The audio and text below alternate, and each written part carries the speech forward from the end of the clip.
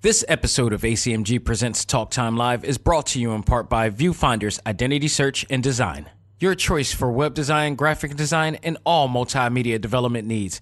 Visit VFISAD.com and let us bring your vision to reality. This is Allison Lee Rosenfeld, the voice of Bonnie and Nurse Joy from Pokemon, Rio Castle, Riley, and Allie from Yu-Gi-Oh!, and star of Crumbly Kitchen. You're listening to A.C.M.G. Presents Talk Time Live. Welcome to the show that gives you all the news, views, and opinions in the world of gaming. This is A.C.M.G. Presents Talk Time Live Extras Select Start with your host, Xavier Josiah. Power up and game on.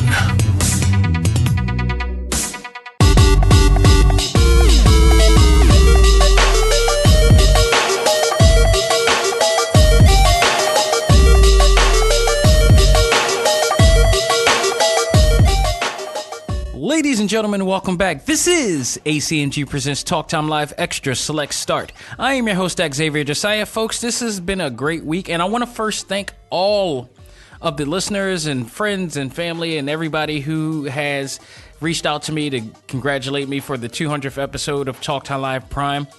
And again, I got to explain to people, it's the 200th episode of the Prime show. That's not including this show right here, which we're at the 165th episode of this, so that's reaching the 200 as well. Plus the other shows that I once produced and put together, and the exclusive interview. So all those are different. So if you really put it all together, if you really do the math on everything that was done since 2014, if I'm correct, did I mention last week? If you put it all, no, it's like 15. I'll go back on the archives. But if you go back to, when it first started, let me just put it that way, then it's almost possibly reaching, or it probably has surpassed the 500 mark. Because we did, I did a lot of episodes. If you guys have been following since the jump, we got Anime Underground that I did with GS and Rio. I did those. We also, there was like a 13 episode series that we did, which I absolutely enjoyed. We also had, which by the way, sooner or later, I got to get her back going. GS and Rio, one of the most stunning looking women I've ever known, and one of the most hardcore anime fans that you will ever get a chance to talk to and meet. She has been on our show, and she's been a big supporter of me and A.C.M.G. for quite some time. And also, we had the Digital Long Box, we had Epic Weekly Rundown, we had the, what was the other one? So the WTF, which was a short little stunt for a bit before before the structure and the turnover change. The WTF Theater that we did for one bit. We did a lot. We did quite a bit. We did quite a bit here, and I'm just happy that it's not only reached this far, but also the level that it reached and how far it's gotten, and the fact that I've been able to reach out to many people in the industry and be a part of some really great things, including recently Keystone, and God knows where else this is going to go to next. But, again, I had a vision, and that vision was to create a podcast and to get this podcast up and running, to give this podcast the quality that people will respect and want to be a part of. And that's exactly what we did. And it's actually, honestly, this is exactly what I wanted to happen with it. And I couldn't be more happier. And I couldn't be more happy to have all of you here for this episode, as we're going to once again talk about one of my favorite fandoms, video games. So no review this week, because a lot of the games that I want to review is coming tomorrow, so there's not enough time to talk about or review anything. Basically, that's Legend of Zelda Link's Awakening, the remastered, redone 3D version of that is coming out tomorrow. I am looking very forward to actually playing that game and giving a good review for next week. So definitely stay tuned for that. But we have tons of news to talk about here on this episode. Some things that are being released this week, include, such as that as well. But I am extremely satisfied and happy right now because of what I've seen on the eShop recently, and immediately picked it up upon seeing it, almost as if it would not be there again, and just to make sure that it is real. A while back, we did a review, or I talked about the classic cult classic arcade game Ninja Warriors. Now, I also mentioned that in Japan, they released the original arcade version on the Nintendo Switch, and then followed it up with a remastered version of Ninja Savior: Return of the Warriors. Now, normally what happens is when that comes out in Japan, it immediately comes out in America the next day. Because Japan gets it first because of their time zone, their time difference, and then we get it afterwards, 13 hours later or whatever. And lo and behold, it did not come out. And it has been like, I talked about and reviewed that game ages ago. So now I was thinking like, okay, is this ever coming out in America? What's the deal? What's going on? At this point, I just gave up on the idea of it even coming out or me getting a chance to play it, or the idea that I would probably have to buy the Japanese version. I believe the Switch is region free. So I wouldn't have went out to try to get it, but lo and behold, looked and scrolled down to see what was coming up because a lot of new games have been announced in the coming soon section of the eShop. Boom.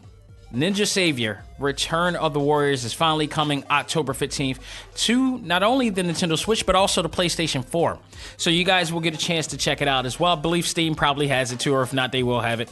But I am ecstatic about this. I ended up picking it up immediately, and I believe it was $14.99 or $19.99. I believe it might have been, but it's within the 20 range. If it's not 20, it's below that range. So I was really, really happy to see this arrive because I saw this before. I never got a chance to play the one that came out for the Super Nintendo. Now that you think about it, I got to check my RetroPie to see if it's actually on there. The Super NES version, but this is a remake from the Super Nintendo version, which was also a sequel to the arcade classic Ninja Warriors. This game has already been released and Japan, and I've heard great reviews about it. It looks a lot of fun, so I am very much looking forward to playing this because I've already got it locked. So do expect a review from me for that game coming in October when it comes out. So I'm looking forward to it.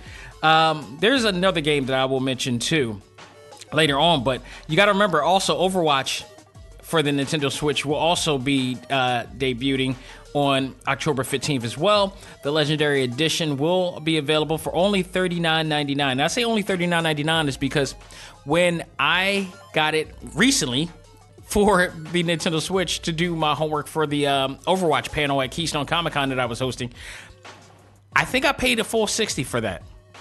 I believe it was $59.99 when on a PlayStation 4. So I don't know if this one is going to be a downgraded version, visually. I know it will be probably for the handheld version, but I don't know if the TV mode will be in 1080p. So we'll see. But either way, $39.99 is pretty good price for those who've been waiting to play this game. This game has been out for quite some time, like literally over going on 4 years now. And I think it is a good decrease in a way for, to get Nintendo Switch fans to jump on Overwatch and see what the big deal is about. I hate to sound like I'm being biased, but I'm not an FPS dude by any stretch, but I do find that game was a lot of fun when I played it. So I do recognize also that I suck at the game, so I tend not to really, get in too deep with it. But I will be supporting this for obvious reasons. And, I really love it. The $39.99 Legendary Edition will include pretty much all the things that you got from the PlayStation 4 version, I believe the Xbox version as well, and the Steam version or PC version, whatever.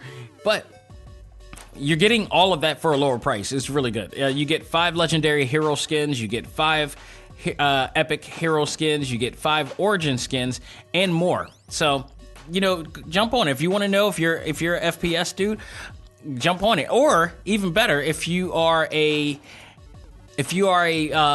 a fan of both Nintendo Switch and Overwatch and you want to play on the go, jump on it. My only pet peeve about that is that because this is so online heavy, it's online reliant.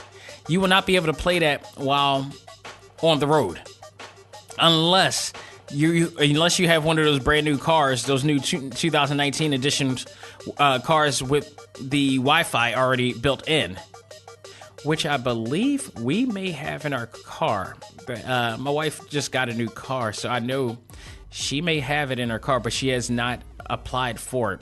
But either way, if you really want to play like that, that's pretty much the only way you're going to be able to play it on the road. Or if, you go on, airplane, or, you got airplane mode and all that stuff. Or just, there are other ways of doing it, but unfortunately, it's not like there's an offline mode. They did say there are different ways to play the game, but I'm pretty sure that means like just visually or in control scheme wise, but not having a offline, single player experience, which I think is the one thing that to me would really make this game and the replay value of this game much more playable if they would have provided such an experience with like that.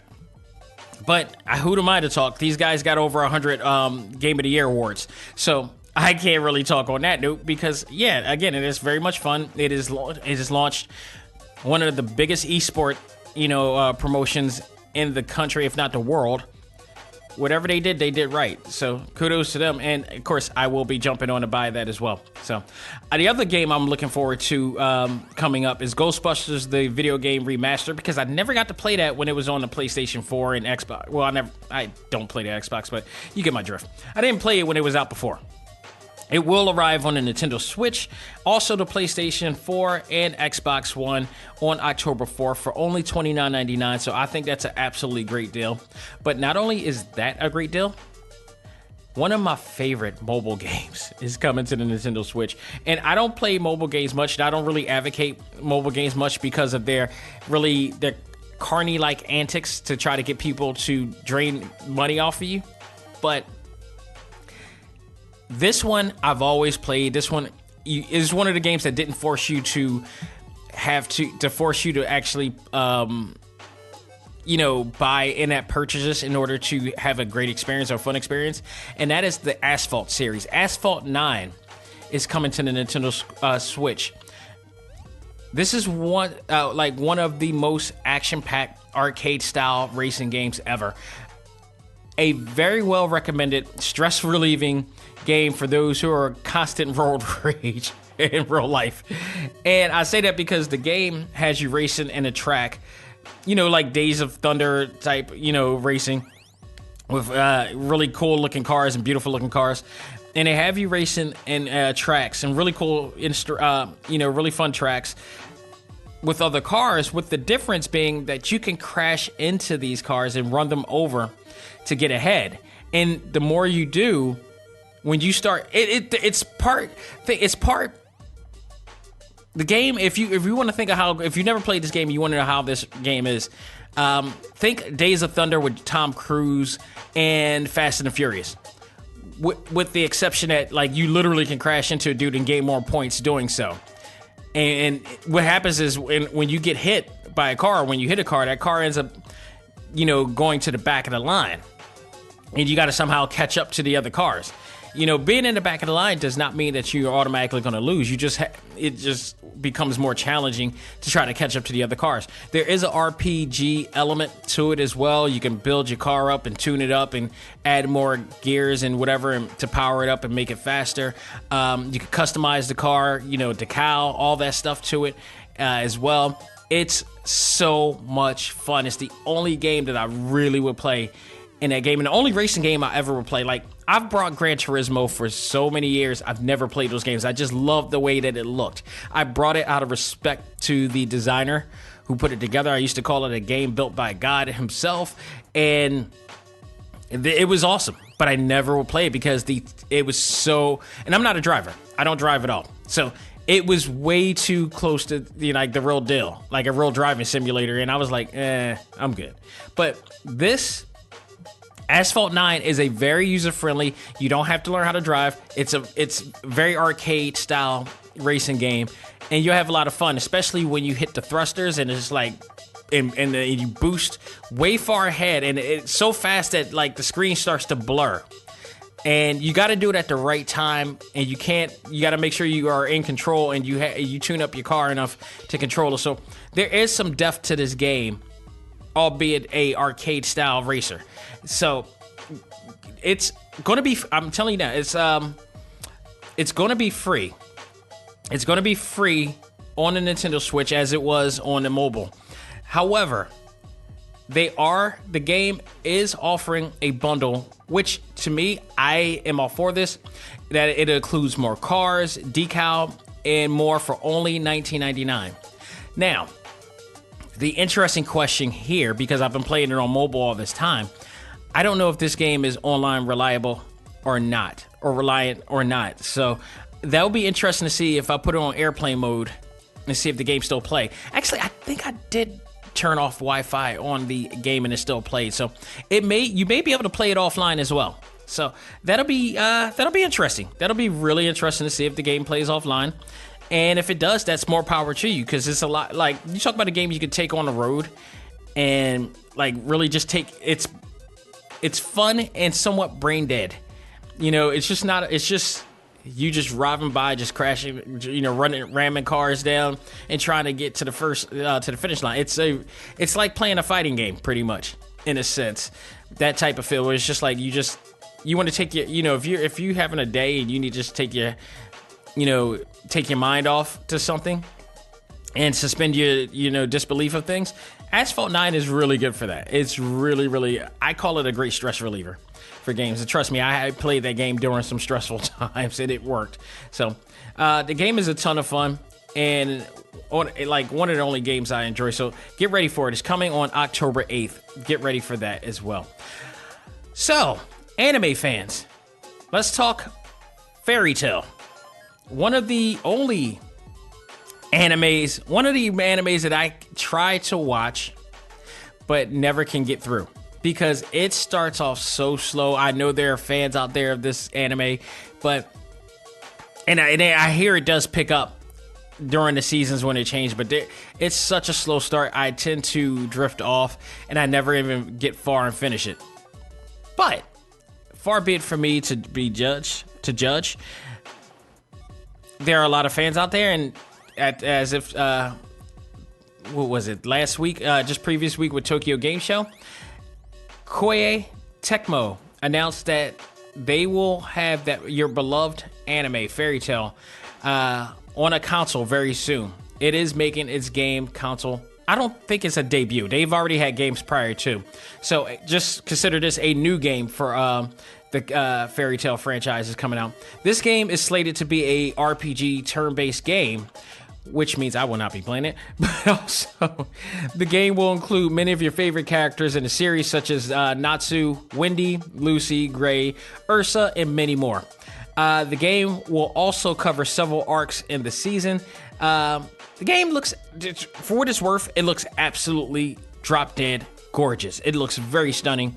Color is vibrant, the vibrant colors and whatnot.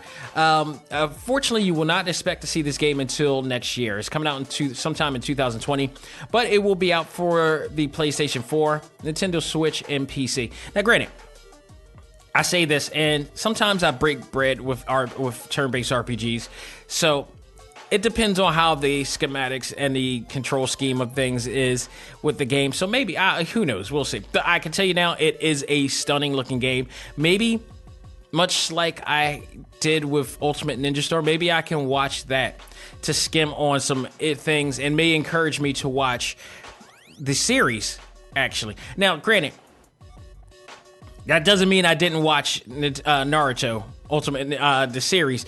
What the problem was is that at the time when I watched Naruto, or when I couldn't watch Naruto, I didn't have enough time to really binge or watch it consistently like other people had the time of day to do for some reason. I pretty much had to play the game to catch up with what was going on with the series. So I may have to do the same thing here with Fairy Tail as well. So looking forward to that. You know what else I'm actually looking forward to, guys? This new Japanese dating sim, courtesy of none other than KFC. Yes, Kentucky Fried Chicken is coming out with the Japanese Dating Sim. We talked about this prior too, but I thought this was just a promo or advertisement when I talked about this, and we mentioned this. I saw this on the as a article and posted on the A.C.M.G Facebook group. And I thought, because if you guys have been watching, especially here in the States, if you guys have been watching in the U.S., KFC, Popeyes, and I believe Chick-fil-A have been having this big battle because there's been this strange new craze about chicken sandwiches recently, to which, by the way, KFC is going overboard because they're now doing a sandwich that's going to have 2 glazed donuts as bread. That's overkill. That is absolutely overkill. Please, people, do not do it. This is part of the problem with our country right now, that we're overeating and eating stupid stuff. You got a piece of fried meat that is already probably 600 to 1,000 calories. Now you also adding on 2 glazed donuts that are probably have the calorie count of maybe 250 to 300 calories each. Do the math. That's a day's worth of eating. If you eat that, don't eat for the rest of the day. That's pretty much how this is working. But I digress.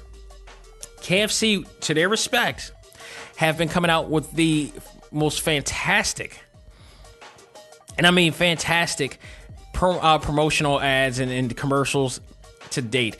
They've gotten a ton of celebrities to dress up as the Colonel, and just recently, the recent one was the one Rudy. You know, the actor who played Rudy, and they got somebody, just the characters from the movie, to reprise his role, and now he's playing as the talking about Rudy 2. I am Colonel Sanders now. So that it's just so much awesome promotional and branding that they've been doing. But this one takes the cake. They're doing a Japanese dating sim that allows you to date a anime version of Colonel Sanders. It's this young looking version of Colonel Sanders, and he's like kind of young, metrosexual looking, Colonel, clean cut, but he's also like one of the baddest chefs in the game. So the game is called I Love You, Colonel Sanders, a finger licking good dating simulator. And I've known about the dating sim culture in Japan for quite some time. It's a very popular genre of gaming in Japan, and it's slowly coming into the States here in the U.S. The only sim game I've really ever played was probably Gaia, which was a really funny one. And it wasn't a dating sim; it was just a simulator game. And I believe the one for Rival Schools 2, which was on the PlayStation 2 as well. So I played that one too. So this one is really, really interesting. You play as a culinary student who has a infatuation, if you will, for the Colonel. This game includes, and basically, I guess if you have to, I guess it is trying to get you to rather have a relationship with the Colonel or graduate as a culinary chef. It's a weird thing, but the game also will include 9 lovable characters. This is written, I believe, where did I read this article? Probably in GameSpot, I believe I've read this from. 9 lovable characters, multiple hours of playthrough, dateable Colonel Sanders, a secret ending, cooking battles, battles. I'm thinking they gotten this from the Steam description as well. And your chance to earn a degree in a culinary school. Now, be it that this school, of course, is fictitious, so it's crazy. Also, you find out the 11 herbs and spices. No, you won't. No, you freaking won't. And if that ever would happen, that would be the dumbest thing they ever done. And a cute miniature food, I guess.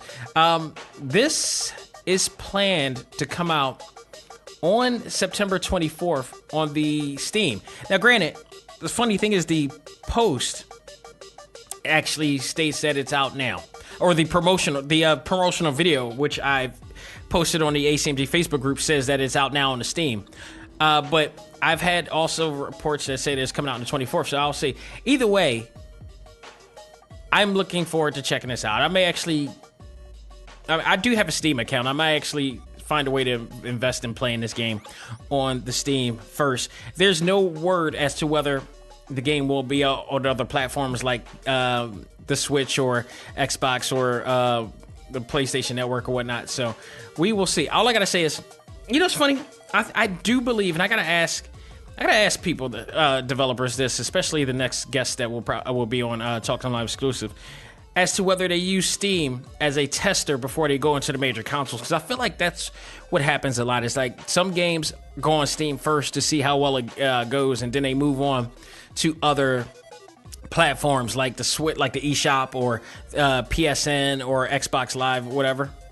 So I really feel like that's what happens with that. So we'll see. I gotta find a way to play this game somehow, some way. Just to get a glimpse of it. It's the advertisement, the branding of the game, and the branding of KFC has been nothing short of phenomenal. If you watch this ad for the game, you really got to respect how well that they did this and how much thinking and the demographics that they're reaching out to. They're reaching out to this younger demographic who obviously plays, dating sims like this. So, I mean, it's a really interesting thing that they're doing. They're reaching out to so many different demographics with here, and you see the red and white stripes, and if you ever want to learn about how to brand your product, watch what KFC is doing right now. KFC is doing so damn well.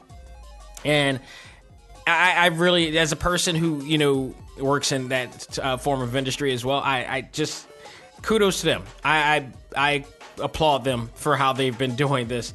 It's just been amazing. So let's move on to some very interesting news here regarding Shenmue 3, Yu Suzuki's upcoming sequel and climax to the entire trilogy here. Well, unfortunately, there's been some hiccups with this game apparently in its development, and it is still scheduled to come out on November 19th. But just recently, there's been a situation where they are offering refunds to backers of the game due to a situation involving them getting keys to play the game on the Steam, and now it's being moved on to a whole nother format. A format that a lot of backers aren't, down with being at it. And I understand that. It makes all the sense in the world for them not to do it. So games on GameSpot.com reports that the developers WiseNet published an update on Kickstarter page that reveals steps necessary for backers to receive alternate packages, which involves, I believe, that other key to play the game, or a total refund for their investment of the game. They also explained that the refund may take up to 20 business days to 3 months. 3 months, that's correct. From the time the refund request is made until the refund transaction is complete. WiseNet is planning for a trial version of the game, which is slated to be released in the second half of this month. So down in the 20s, you'd be ready to look out for that game. See if you want to invest in this game on the systems. The initial release for the game, and it's also not sure whether this demo will be PC only or not, or will it be on the PlayStation 4 as well. So that's a whole nother situation as well. The initial release for the game is November 14th for the PlayStation 4 and PC. What I take out of this is that I don't know what happened between Yu Suzuki's relationship with Sega, but the lack of relationship for Sega is definitely showing here.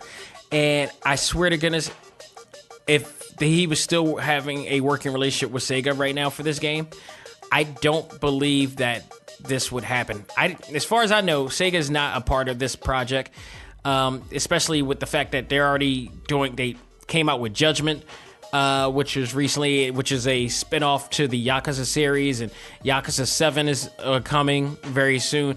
They already have their Shenmue, and I tend to wonder how. I really, at this point, I have to find out. I'm really interested in finding out how much went into developing all of the Yakuza games as opposed to the development of Shenmue, because he was absolutely asking for a lot of money for the development of that game. And lo and behold, I mean, like I said, I think when I talked about the game last week, the Shenmue games, like the first two, came into almost like $100 million combined. And that is a hell of a lot, especially during that time frame. During that era, there was no game that cost that much money to make. And with that said, it was an experimental game, and for the do open world, and it worked. It's not like it was a very expensive game to develop, but at the same time, it has changed the way we play video games, much like we did with Virtual Fighter, because that game is in Smithsonian Museum right now because it literally brought us into the 3D era, all because of what Yu Suzuki has done. So, which is the irony of it too, is that the irony of Yakuza is that they do play Virtual Fighter in the game. That to me is just weird. So I don't know all the details in this right now, but we'll check it out as things develop. But again, it is scheduled to be on the 19th, so hopefully there are no delays and pushbacks with that game, because there are a lot of people, myself included, has been dying to play this game. I have not backed the game because I don't remember if I backed up any game. I backed up something. I backed up a few things on Kickstarter, but I don't think it was game related. But nonetheless, man, it was. I hope that it's successful. Yu Suzuki, much like Keiji Inafune, are legends in this business, and I hate to see them fall. I really, really hate to see them fall. Like Mighty Number 9, I was really looking forward to. That game looked like it was going to be such a big deal, and it became such a like. Did they ever come out with the? I don't think they ever came out with the PSP version. I'm sorry, the PS Vita version of that game, because the PlayStation version just did not live up. I still own that game. It just did not live up. I really feel bad because the funny part about that game is that I actually still play. I still have Mega Ran's title track of that game on my playlist. That song is still really great. It's a really great song, but I keep thinking back, especially when he said the line concept, the bomb threat. Yeah, that's taking a whole new meaning to that to that game now. So hopefully this won't bomb. Hopefully we'll have a great conclusion. The story will be great. It'll be recognized as a really great game when it comes out. So we will see. Tomorrow, Sega is coming out with the Genesis Mini. Although I swear to goodness, I'm lied to you not, and I've taken pictures of this when I was there. I've seen Sega Mini consoles already on sale at BJ's Wholesale way over a year ago.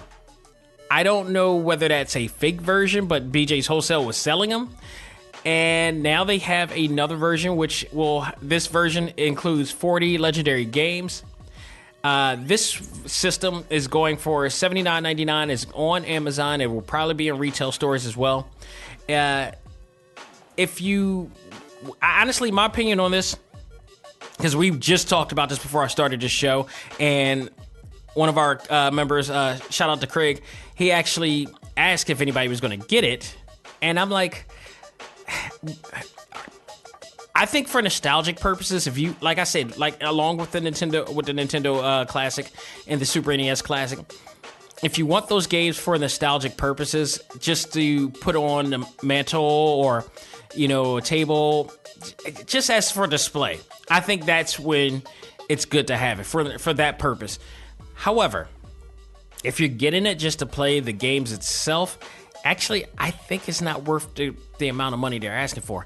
And that's only because there are ways to get game consoles not supported by, any of the majors that has way more. I mean, the Raspberry Retro Pi, you guys seen that out there.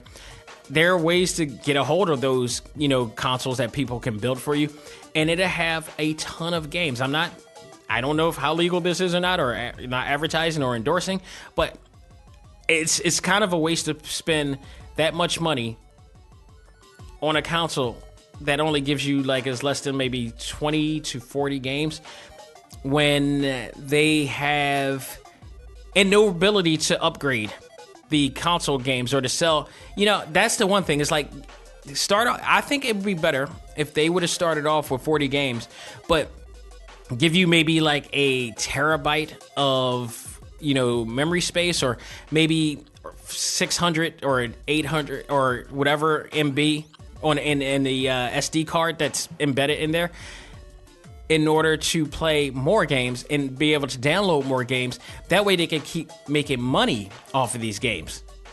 But it's not like that. It's like you get the console and you just get those games only. There's no ability to download newer games or anything like that for your system. I think they're kind of dropping the ball on what they can do with these systems.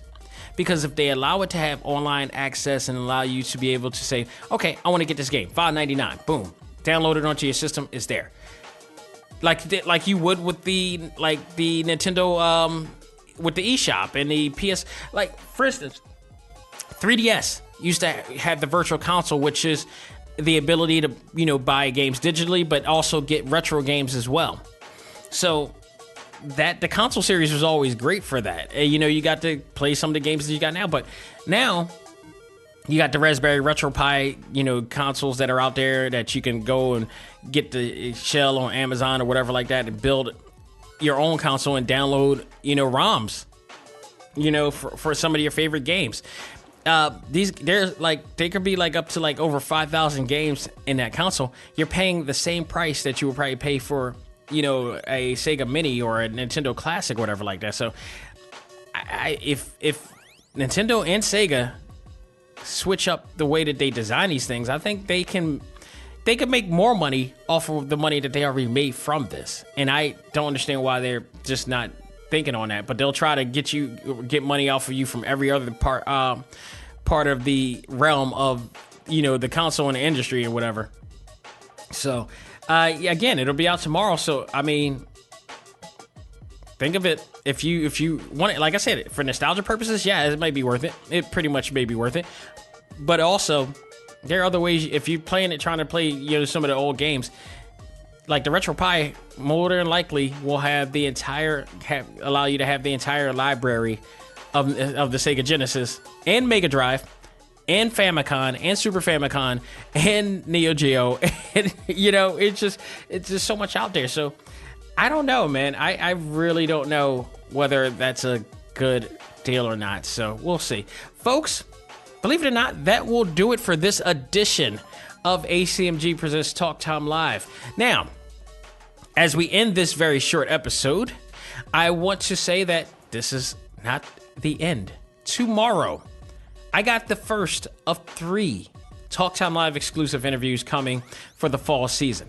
Tomorrow, I will be on with award-winning cartoonist, author, educator, and Philly native Jamar Nicholas, who will be joining the show to talk about his graphic novel, Leon, the Protector of the Playground, his views on cultural youth, the state of representation in comic books, and much more. I had a chance to meet him at Keystone Comic-Con. I was actually attending one of his panels, which we'll be also talking about as well, further, because it was a really good panel, and I mentioned it before, but we're gonna get down to the gritty on that one, because it's basically about the moral and ethics of killing villains in comic books as opposed to letting them live. So it was a very interesting conversation that we'll have on air. So we'll get a chance to talk about that as well. So stay tuned for that. And it's been a while since I had a comic book guest on the show, so it'll be great to talk to somebody about that and much more, because this guy has a ton of depth in the comic book industry, and he's an indie comic creator or a graphic novel creator, if you want to call it that. So there's a lot to talk about in all those facets as well. Also note that I am working on day and time schedules to have the director of the recently reviewed game from Way Forward, River City Girls, Adam Tierney, on the show to talk about his work on the game, his working relationship, or the Way Forward's working relationship with Arc System Works to make this game, and much more. I am looking very forward to talking with him about this. As you know, I reviewed the game last week, and lo and behold, I very much enjoyed it. I think I beat that game like 3 to 4 times already to make sure I had everything I need to get whatever ending or special endings that this game had. This is a very entertaining game, and when I love a game that much, I absolutely want to talk to people about how everything was put together. And this is one of those episodes that you're going to want to hear to, especially for those who are up and coming and aspiring game developers to listen to.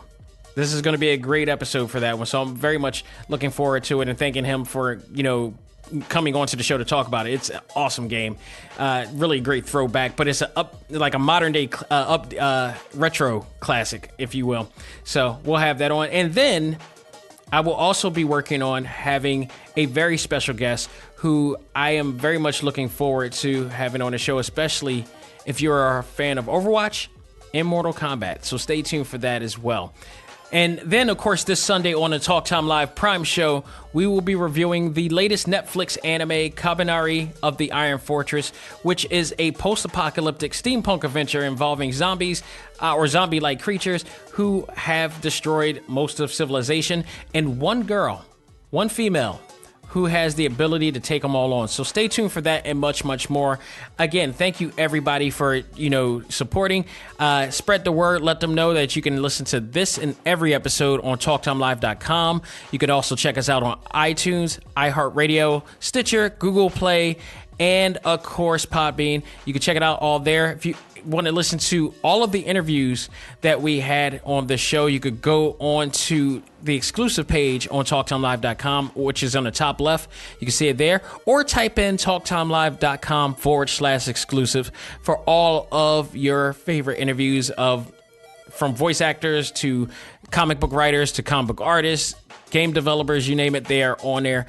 And definitely some valuable footage and interviews to listen to, especially if you are aspiring anything involving any of those industries as well. So stay tuned for all that and much, much more. Folks, that will do it on behalf of myself. This is Dak Xavier Josiah saying, learn to let go, live life, and love all things anime, comics, movies, and games. This is A.C.M.G. Presents Talk Time Live. I am out of here, folks. I will talk to you Sunday, but also stay tuned for the Talk Time Live exclusive with myself and Jamar Nicholas. Take care.